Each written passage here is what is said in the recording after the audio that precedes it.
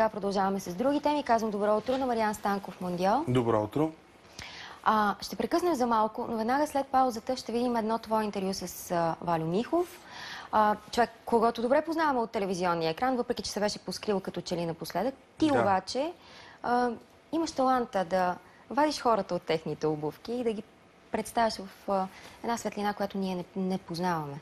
Ами, това не е особен талант. По-скоро аз имам желанието винаги, когато представям моите герои, те да казват неща, които хората не познават от тях. Т.е. да представяме другото им лице. Така се случва и с Да, защото живеем в една малка държава, в която няма толкова много знаменитости, а и тези истории са разказани милиони пъти. Този път обаче направих едно двучасово интервю.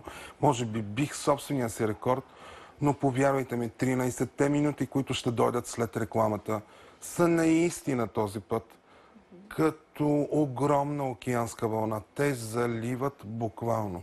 Добре, ще ги видим след минути.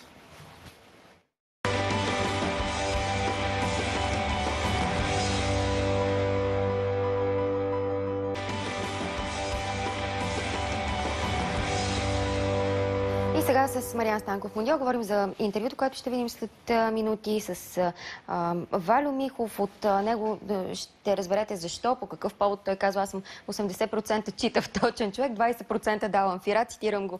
Дословно ще разберем и по какъв повод той чува от Бойко Борисов репликата "говориш с Дянков". Кажи ми обаче това, което няма да чуем, това, което остана извън интервюто, пък е важно да се каже. Останаха много неща извън интервюто. На практика говорихме за милионите.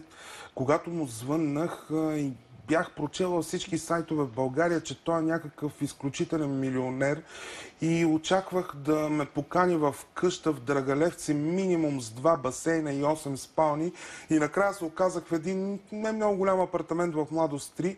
Бях буквално шокиран и той каза: това е един огромен мит за мен, че аз наистина съм милионер. И на практика аз не успях да пусна всичко, но той ми направи отчет на парите си от момента, в който е започнал да работи, до този момент. И там някъде ще чуят това за процентите и защо го казва и по какъв повод го казва. Това, което е важно да кажем за него, е, че този човек наистина е бил на върха. Това е последният жив истински бохем на българския футбол. Повярвайте ми, той, ако мога да се изразя на езика на жаргона, той е истински газар. И ако можеше това интервю да има аромати, щяхте да усещате аромат на много добър тютюн, на скъп парфюм и, как да кажа, на много старо и готино уиски. Супер. Нека да го видим. Предизвика любопитството ни.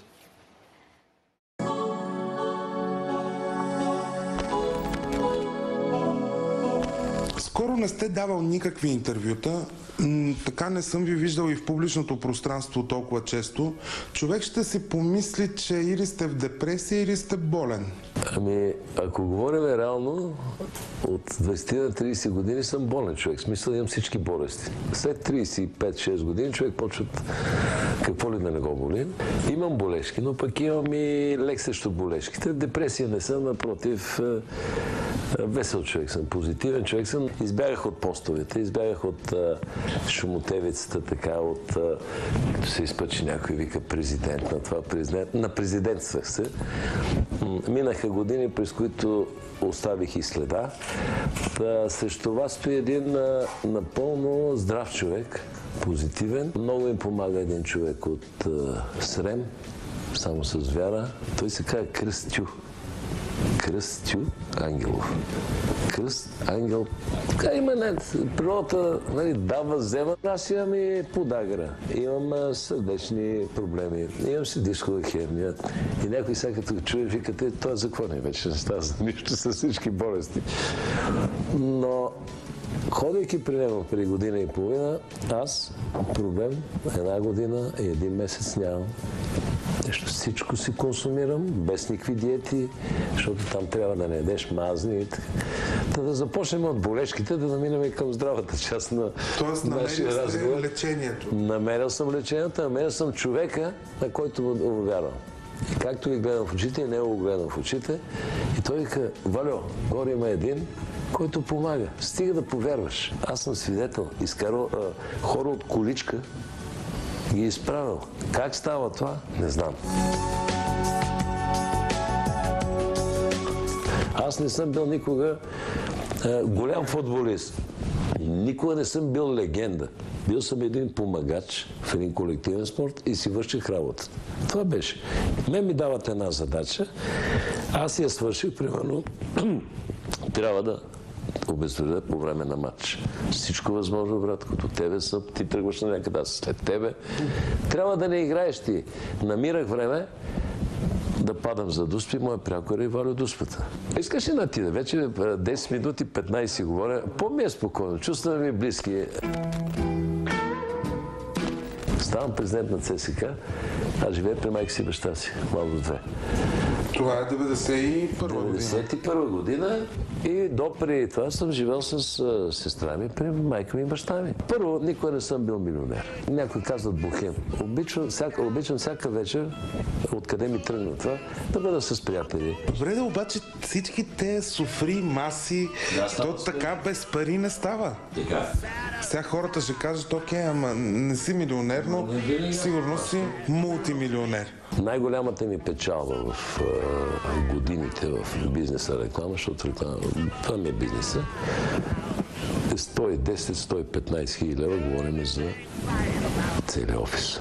Печалба на година? Печалба, да, 50-60 хиляди евро. Просто това е някакъв пет, защото може би много помагам. Понякога сигурно съм се изхвърлял. Не да, имам и може би реплики от мои приятели, и вика: ние носиме панталони, сега само ти ще плащаш. Меки. Всички сметки ви се знаят, всички сметки. Аз съм проверяван на годината така, по диагонал, така. Аз съм 80% читав, точен, 20% давам фира. Ако ви кажа, че съм 100% идеален, какво трябва да стана? Стане, няма да хване дикиш. Всичките пари от банки в това се знаят, прозрачен, до преди 3 години, когато съм имал. А че ги хача много лесно и създавам илюзия, 2-3 дена трябва да бъде с мен, и тогава ще видиш, за това се говори така за теб. И с усмивка ги харча. Бях един от най-добрите, как да ти кажа, посетители в казината до преди 9 години. Като влязам и се радват всичките. Спрях от 9 години. Нямам оферти сега. Ако няма някаква оферта, може пак да тръгна. Трябва да ходиш на казино. От 9 години съм стъпвал. Коя е най-голямата загуба, която си претърпял в казино? 30-35 хиляди лева, като сутринта достатъм, който отива в казино. Добре знам. Почнеш да избиваш, отиваш. Става страшно. За мен бяха много пари. Каза ми много тежка лична финансова криза. Да. Тръгнах по една грешна партийна, затова започнах с партийността. Нали, за да ти отговоря. Да не си дал пари на някоя партия? Не, това не ме търси. Аз се занимавам с телевизионен бизнес, телевизионни и рекламни права. Най-голямата грешка, да си направих. Тръгнах в една посока.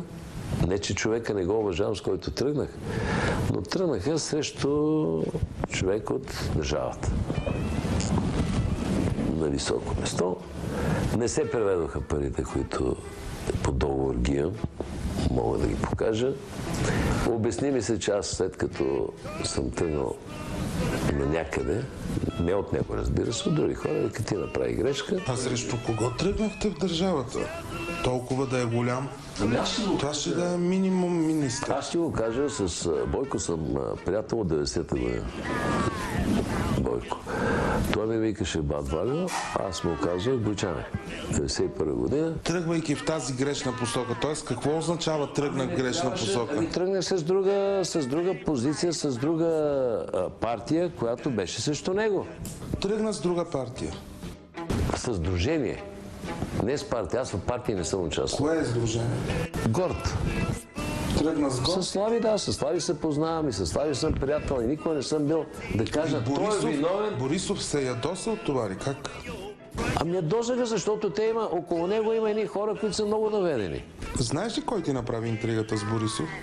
Ами, мисля, че знам. Вече основата е Дянков. Основната е Дянков, тук по финансовите не може една държава, в лицето на министър-председател, който си изпълни ангажимента, ако Дянков не беше спрял тези пари. Договор имаме с Нова телевизия. В принцип, за да не споменавам други телевизии.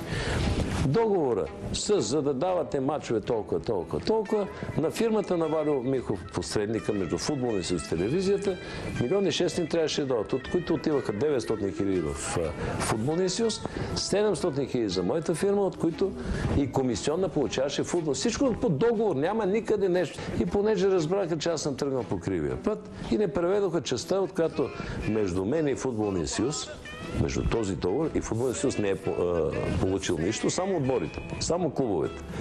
И моята фирма не получи нищо. Ти защо тръгна с Горд? Каква беше идеята? Да правиш бизнес с тях, така ли? Не, аз нямам бизнес с никой. Защо така тръгна с тях? Тръгна, защото Тоест искаше да ги подкрепиш за евентуална кампания? Да, за кампания, да влезат при в парламент, да влезат. Те си влезаха, Слави Бинев сега влезе. Аз там ли съм? И отиваме се сдоверяваме с Бойко. Защото ние не сме се карали. 40 минути си говорихме. Той каза, питай си Дянков. Тогава, когато се сдобряхме, вика Дянков, така и. Но не искам това в... Интригът между вас няма в момента? Каква интрига да има? Всичко е изяснено? Изяснено е, разбира се. Сърца червени, сърца милиони. Ти си в ЦСКА от 9 годишен. Минаваш през футболната школа, после си менеджер на целия клуб. Какво се случва в момента според теб с ЦСКА? Преди 2-3 години имах една среща с представителите на Титан, Иво Иванов, Митко, Швеци бях. Имаше едно предложение да се върна в ЦСКА. Може би съжалявам, че не се върнах. Много е тежка ситуацията. Който подцени, просто е далеч от истината. От времето на Васко Бошков. Трябваше да си го запазиме него. За мен е най-голямата грешка тогава, че той не остана. Тоест, ти приемаш грешка, че Бошков не е останал начало на ЦСКА? Това беше човек със стратегия. За мен не, че другите са били без стратегия, но неговата работа я познавах по-добре и резултатите говориха. Трябваше да се изчака, да се мине дипломатично с него, за да продължат. Костадинов ни се наскоро да види Дистра. И Господе българин! Докато си начало на българския футбол, България се класира за световното в Съединените щати през 1994-та. Но само 5 дни преди да излетят нашите момчета за Съединените щати, ти си подаваш оставката. Правиш го, защото не си съгласен с хонорарите, които се разпределят за момчетата. Ще отговоря абсолютно откровенно. Не можа да си изпълня обещанието. Аз до сега не съм, до този момент не бях лъгал футболист. Вторник премията, на второ число заплатата. Където съм работил, нямам забавяне с един ден. Видях верните хора, видях и предателите. В този момент се вижда всичко. Най-верният човек това е Димитър Пенев, доктор Гименов, лека му пръст, Ивайло Андонов, Гошо Георгиев, тези, които бяха, те викат да тръгаме ли и ние, да си даваш оставката. До четвъртфинал ще я докараме. Интересното е, че преди да си дам оставката, моите колеги в администрацията един-двама се пребият да търсят лист да си напиша оставката. Тези, които са яли хляб от мене. Виж колко е несправедливо да си отидеш в момента, когато трябва да си дигнеш купа, да дигнеш ръцете, че си изживял нещо. Ти си отиваш на върха. На върха си отивам и си давам оставката с достоинство. Но въпреки всичко съм щастлив човек. Тежки и хубави години, че завършиха четвърти в света. Дава ли си сметка колко щастлив си направил един народ?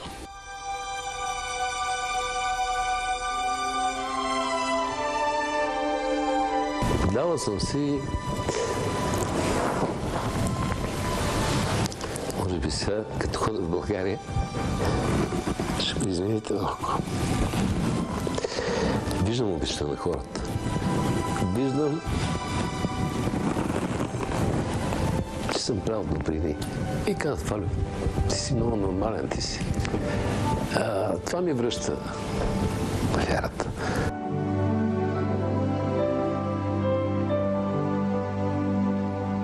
Какво искаш да пише на твоя епитаф? Съвременният Дон Кихот, нещо. Валю Михов, съвременният Дон Кихот. Защото ще си остана такъв. Аз на 62 започнати години не мога да се променя. Нещо, което е интересно, то не е алкохол. Това е 94-та година. Да, бе, аз Това е 94-та година от финалния жеби. Не знам, ако отворя, дали какво ще е качеството. Една от най-така тежките също бутилки е това нещо. Пак. Тежка като сериозност. Пак за пари ще говорим. Да. За колко е колекцията? Ами колекцията. Доста пари е това. Ами доста пари, заедно с другите, може би. Може да стигне 200-300 хиляди, може. 100%. Защото някои са с особена стойност. Някои бутилки вече ги няма. Примерно тази бутилка, не знам марки да показвам ли, да не показвам ли, вие ще предвидите, няма никъде. По какво си приличат бутилките и жените? Ами може би по формата. Не знам, защото... Еднакво добре ги обичаш, нали? Ами няма човек, който да не харесва хубавото. Няма човек. Аз не виждам. Сега някои се крият. Как като видиш една хубава жена, скоро мене много ме закачат за кучкова. Ау, като мина предаването.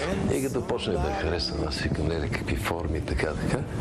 Пред моите близки хора, не се срамувам да си го кажа и почнаха да ме кодошат. Ама хубавото си е хубаво.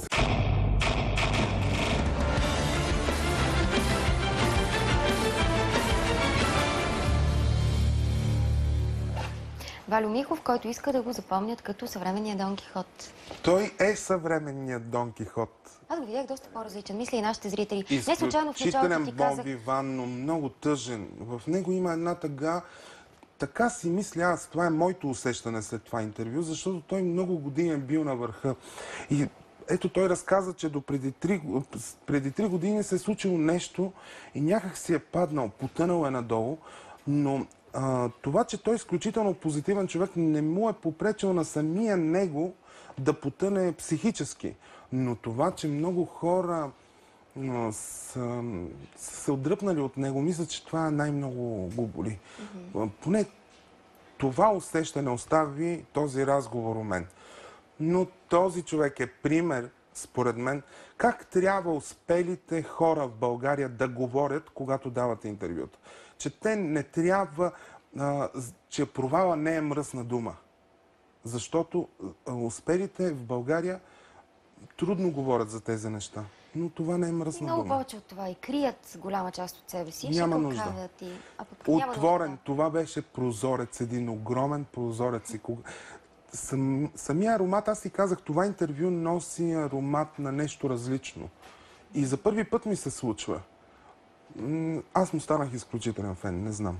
Добре, това е след интервюто. Да, някаква история за Ванга, каза, че не си имал време да оставиш. Нямах време да разкажа за Ванга. Още през началото на 90-те покойният доктор Шойлев го завежда при Ванга и той с абсолютен страх е пристъпил, защото по това време е шеф на ЦСК.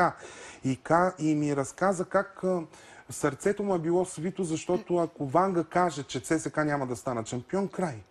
Обаче тя му казва, че той ще успее, че националите ни в Съединените щати през 1994-та ще постигнат невероятен успех и че всъщност той ще оглави Българския футболен съюз и той казва, повярвай ми, аз изобщо нямах никакво намерение да вървя в тази посока. И явно това е променило плановете му по някакъв начин. Добре, Много. Монди...